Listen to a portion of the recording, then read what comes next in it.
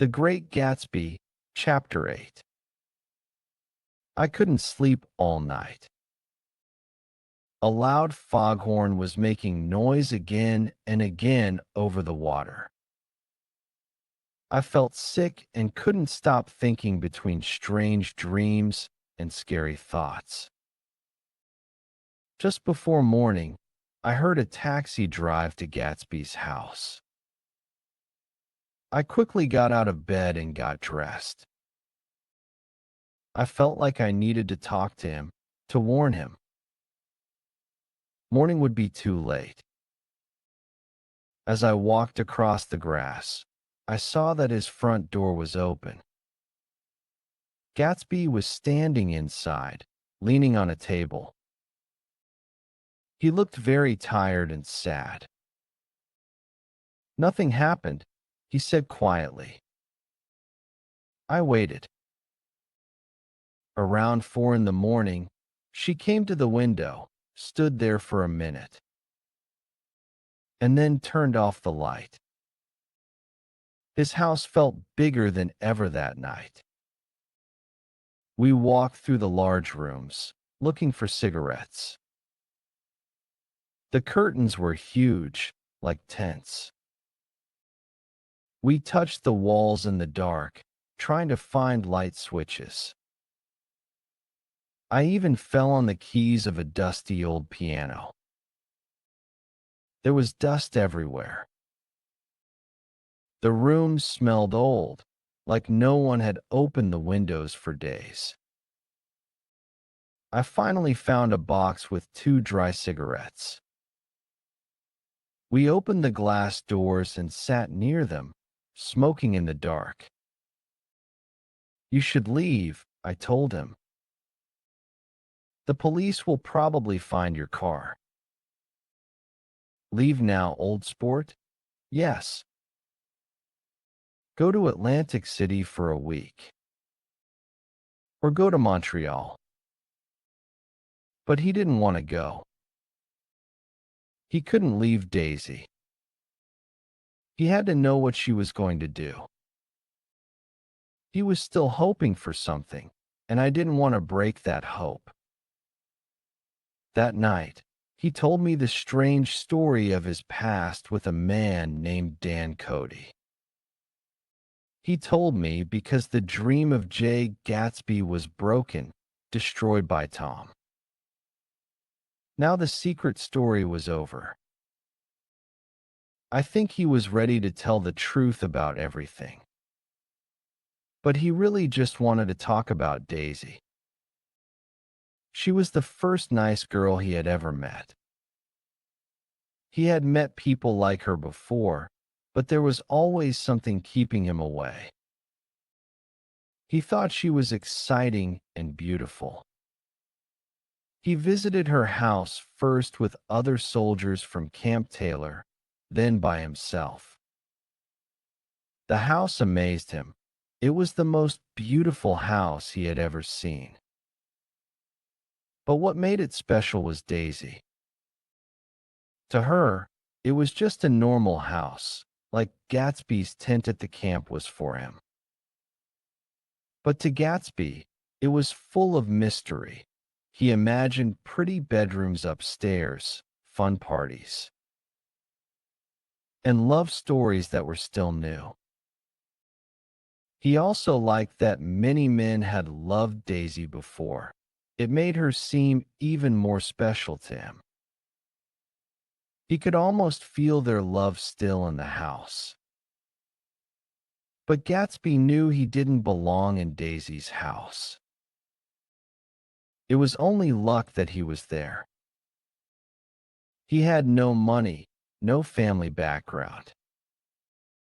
He was just a young soldier. One day, he would have to leave, and the dream would end. So he took everything he could from the moment. One October night, he took Daisy. He was with her, even though he knew he had no right to be. Maybe he should have felt bad. He had made Daisy believe he was rich and could take care of her. That wasn't true. He had no family, no money.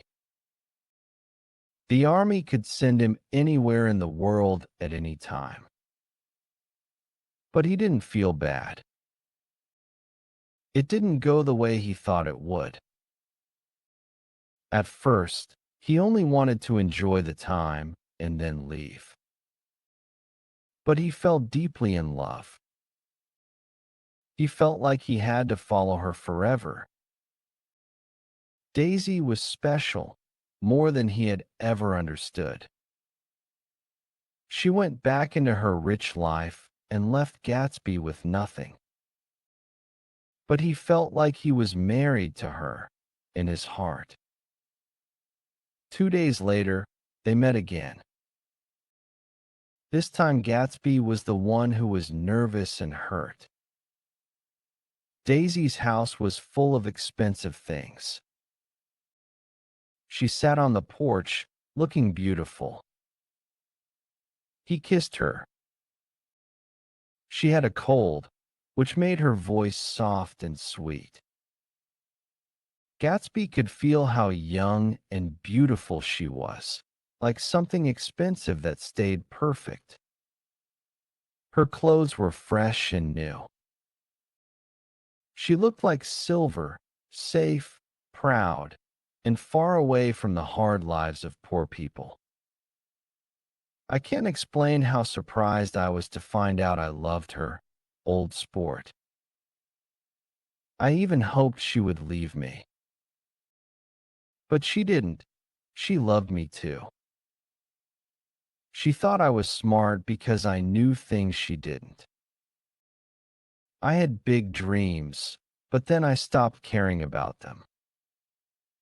I just wanted to tell her about them. That made me happy enough. On the last day before he left for war, Gatsby and Daisy sat together quietly for a long time. It was a cold day. There was a fire in the room. Her face was red from the heat. She moved a little sometimes, and he held her differently. He kissed her hair once. They didn't talk much. It was like the quiet moment was making a memory for the future. They had never been closer. They didn't need words. When she touched his coat with her lips, or when he touched her fingers softly, it felt like they understood everything. Gatsby did very well in the war. He became a captain before he went to fight, and later he was in charge of the machine guns. After the war, he tried hard to come home. But something went wrong, and he was sent to Oxford University instead. He was very worried. Daisy's letters felt nervous. She didn't understand why he couldn't come home. She was feeling pressure and wanted to see him. She needed to know she was making the right choice. Daisy was still young. Her world was full of pretty things, rich people, music, and small, fake smiles. At night, people danced to jazz music. Girls wore gold and silver shoes that slid over shiny floors. In the afternoon, rooms were full of soft music and fresh faces that moved like flower petals in the wind. Daisy started living like before, going on many dates with many men, sleeping late in the morning, still wearing her evening dress. But inside, she was lost. She needed to make a decision. She wanted her life to begin now. That choice had to come from love, money, or something practical, something close by. That something came in spring, when Tom Buchanan arrived. He was big, strong, and rich. Daisy liked the way he made her feel. Maybe she felt both confused and relieved. She wrote Gatsby a letter. It reached him while he was still at Oxford. Now it was morning in Long Island. We opened the windows downstairs. The house filled with soft light. A tree's shadow moved across the wet grass. Birds started singing in the blue trees. The air was cool and calm. It felt like a beautiful day was coming. "I don't think she ever loved him," Gatsby said. He turned from the window and looked at me. "You must remember, old sport, she was very upset this afternoon.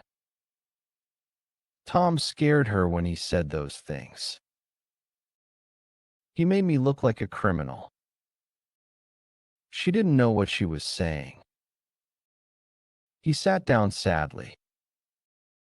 "Maybe she loved him a little right after they got married. But she loved me more, even then. Do you understand?" Then Gatsby said something strange. "In the end," he said, "it was just personal." What could that mean, except that for Gatsby, this love story was something deep and impossible to explain? Gatsby came back from France when Tom and Daisy were still on their honeymoon. He used the last of his army money to take a sad but necessary trip to Louisville. He stayed there for a week. He walked through the same streets where he and Daisy had once walked together in November. He also visited the quiet places where they had gone in her white car. Even though Daisy was not there, Gatsby still felt the city was beautiful and full of memories. When he left, he felt that maybe, if he had looked harder, he could have found her. He felt like he was leaving something important behind. He had no money, so he sat in the hot train carriage. He went outside to the open part of the train and sat on a folding chair.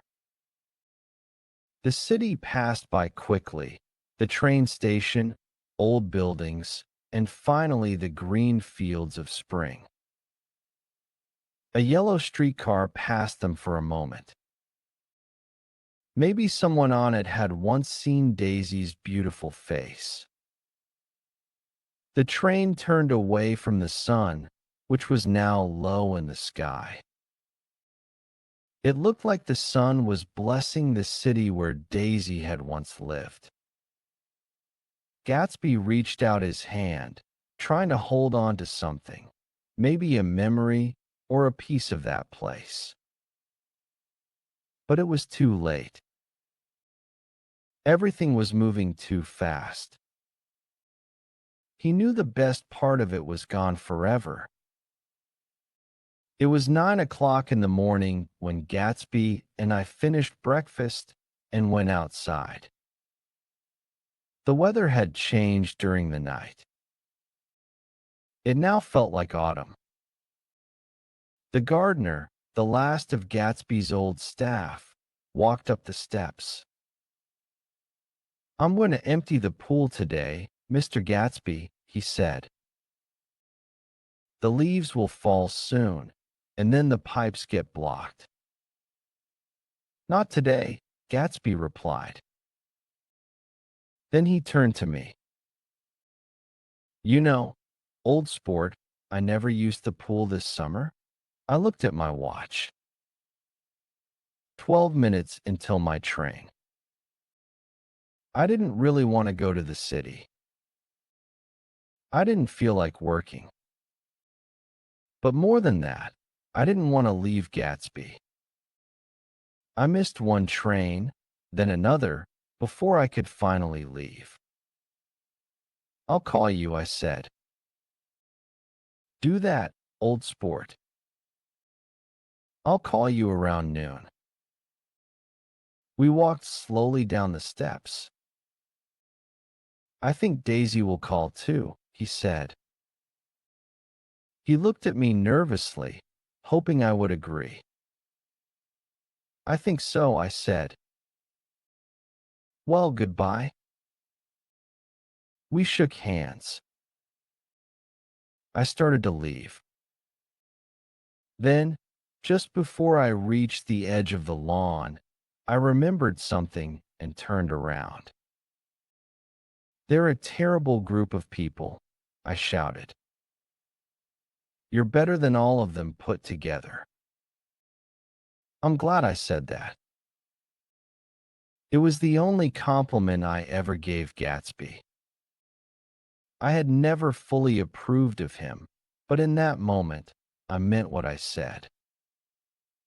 First, he nodded politely. Then he smiled, a big, warm smile like he knew we had always agreed on that. His pink suit looked very bright against the white steps. I remembered the first night I came to his house, 3 months before.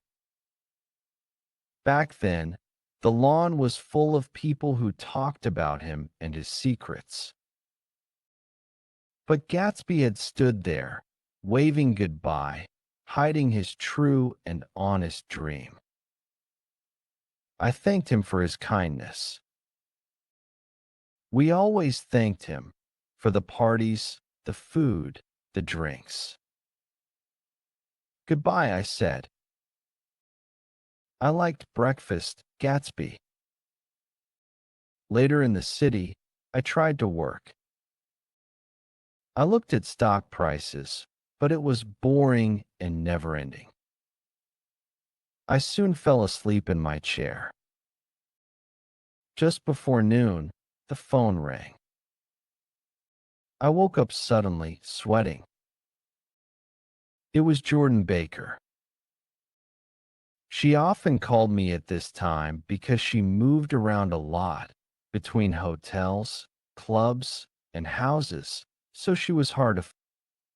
Usually her voice sounded calm and fresh, like a piece of green grass flying in through the window.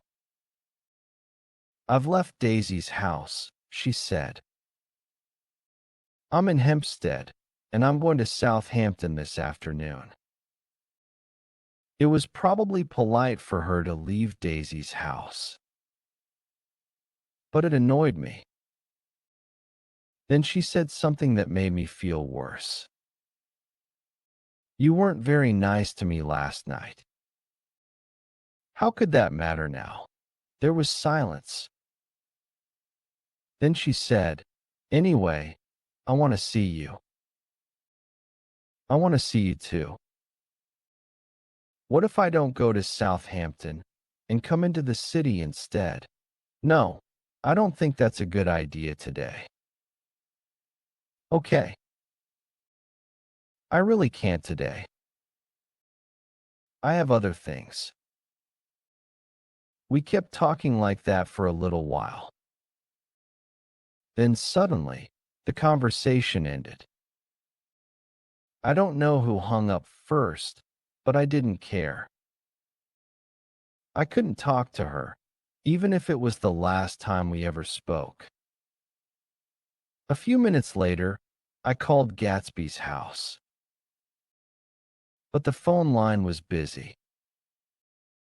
I tried 4 times.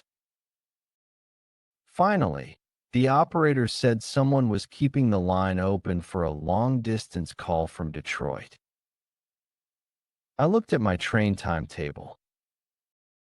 I circled the 3:50 train. Then I leaned back in my chair and tried to think. It was exactly noon.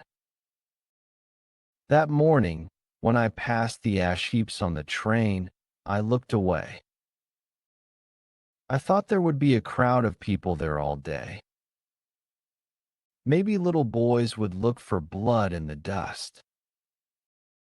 Maybe someone would keep telling the story again and again until even he stopped believing it. And soon, people would forget Myrtle Wilson's sad death. Now I want to go back and tell what happened at the garage after we left that night. It was hard to find Myrtle's sister, Catherine. She had probably broken her rule about not drinking. Because when she came, she was very drunk and didn't understand that the ambulance had already left. When they told her, she fainted. That seemed to be the worst part for her. Someone took her in their car to follow her sister's body. Until after midnight, people came and went in front of the garage. Inside, George Wilson sat on a couch, rocking back and forth. For a while, the office door was open, and everyone who came looked inside. Later, someone said it was too sad and closed the door. Michaelis and a few other men stayed with Wilson. At first, 4 or 5 men. Then, only 2 or 3. Later, Michaelis asked the last man to wait 15 minutes while he went home to make coffee. After that, only Michaelis stayed with Wilson until morning. At around 3 o'clock, Wilson started talking about the yellow car. He said he had a way to find out who owned it. Then he said that a few months ago, Myrtle had come home from the city with a bruised face and swollen nose. After he said that, he cried again, "Oh my God!" Michaelis tried to calm him. "How long have you been married, George? Try to sit still." "How long?" 12 years. "Did you ever have children?" Outside, brown beetles hit the light. And when a car passed, Michaelis always thought it was the car that had killed Myrtle. He didn't like to go into the garage because of the blood stains, so he moved around the office instead. He sometimes sat next to Wilson, trying to calm him. "Do you go to church, George? Maybe I could call a priest." "I don't belong to a church." "You should, for times like this." "Didn't you get married in a church?" "That was a long time ago," Wilson said. He stopped rocking for a moment. Then he looked confused again. "Look in the drawer," he said, pointing at the desk. "Which one?" "That one." Michaelis opened the drawer. Inside was a fancy dog leash made of leather and silver. It looked new. "This?" he asked. Wilson nodded. "I found it yesterday." She tried to explain, but I knew something was wrong. "You mean Myrtle bought it?" "She had it in tissue paper on her dresser." Michaelis didn't see anything strange about it. He gave Wilson several reasons why Myrtle might have bought it. But Wilson had probably heard those reasons before, maybe from Myrtle herself. He started whispering, "Oh my God," again. Then Wilson said, "He killed her." "Who?" "I'll find out." "You're not thinking clearly, George," said Michaelis. "You're tired. You should rest." "He murdered her." It was an accident, George. Wilson shook his head. His eyes narrowed.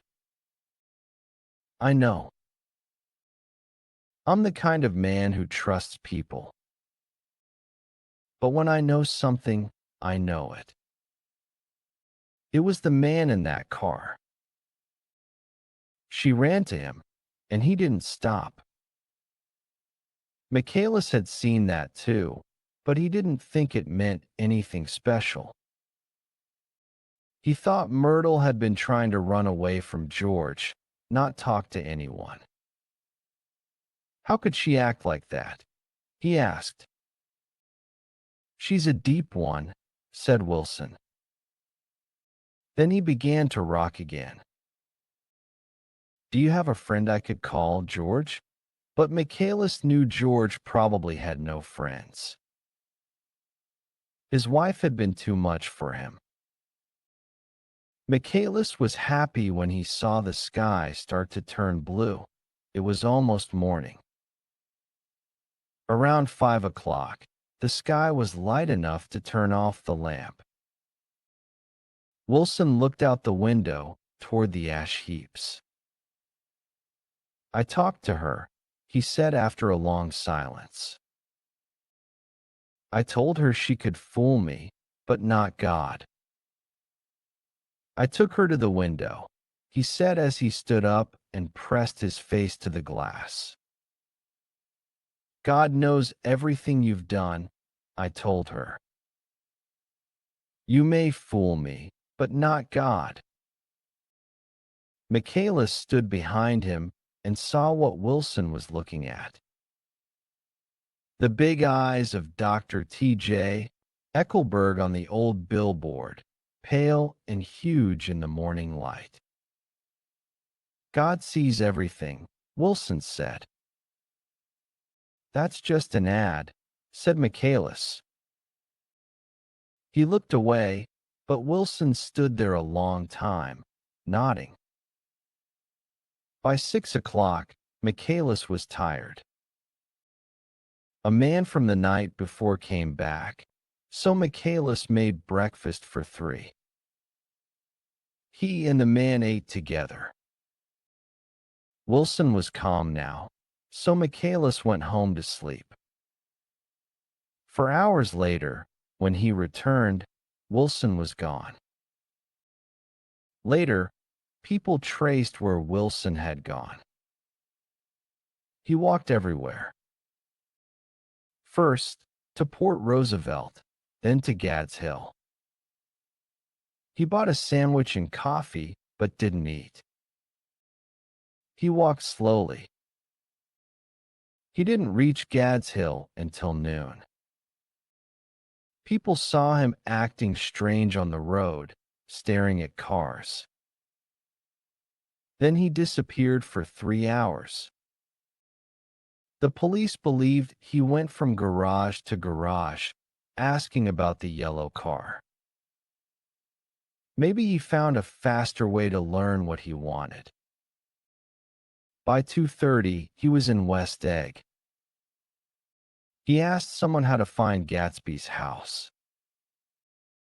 So by then, he knew Gatsby's name. At 2 o'clock, Gatsby put on his swimsuit.